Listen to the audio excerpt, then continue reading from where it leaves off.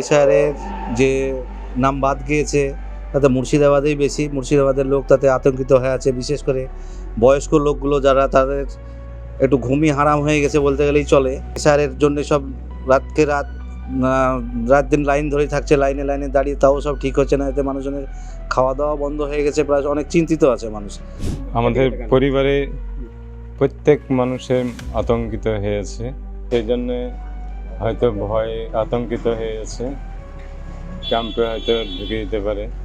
আমাদের যেমন মায়ের ভোটার কার্ড, আধার কার্ড সব কিছু হ্যারিং করার পরেও ডিলিট এসছে। সেই ক্ষেত্রে আমরা এখন চিন্তা ভাবনা করছি, খুবই খারাপ পজিশনে আছি।